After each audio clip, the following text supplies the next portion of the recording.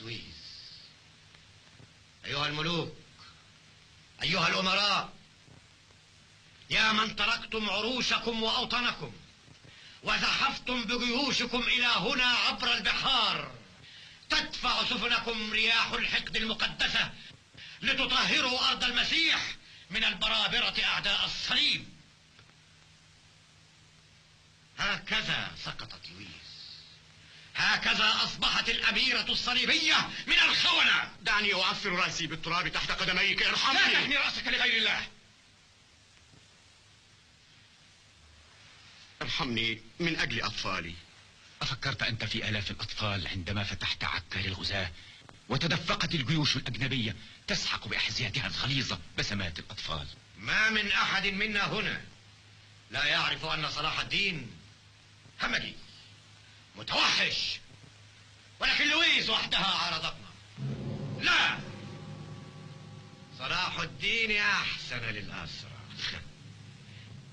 ثم العرب ليسوا برابرة، وما داموا ليسوا برابرة فلا مانع من الاتصال بهم. هكذا اقتلعت الكراهية المقدسة من قلبها. أصبح قلبك كمدينة بلا أسوار منذ نسيت الحب. اقتلعت الحب من نفسك، كرهت بلدك وعروبتك، فهان عليك أن تسلم عكا. وتقدمت خطوة فعرف حب العدو طريقه إلى قلبها، وأسلمت جسدها المسيحي المقدس لرجل عربي، لويس الفارس الصليبية، تلقي بنفسها بين أحضان رجل عربي وتنسى تقاليد هذه الحرب الشريفة. نسيت أننا لن ننتصر بغير حقدنا المقدس. ودفعه حقده إلى أن يرتمي بين أحضان الغزاة، ونسي تقاليد الفروسية، ونسي تقاليدنا المجيدة أن أحب الناس يرحمكم الله. الحب أخذ مكان الحقد في قلبك فهويت. الحقد في حياتك طرد الحب، فلو عنت لا تدعوا صوت الرحمة في قلوبكم يطغى على صوت الواجب لتقتل من أحبه. لا، ولكنك لا تفهم أنه بقتلك للحب تودي بنفسك ومن حولك إلى الهلاك.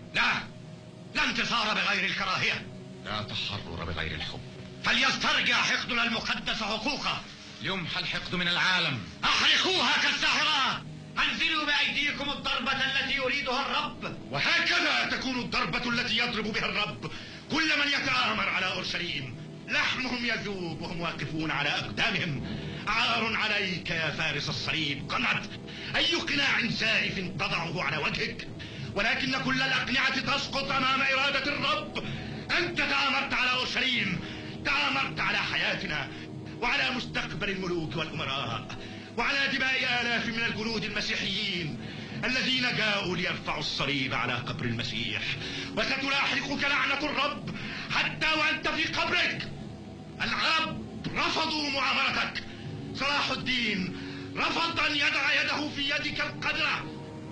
اقرأوا أيها الملوك والفرسان والأمراء، ولتنزل ضربة الرب على كل من يتآمر على أورشليم. من أجل ذلك يا عدو الله أمرنا أن تنال عقاب المفسدين.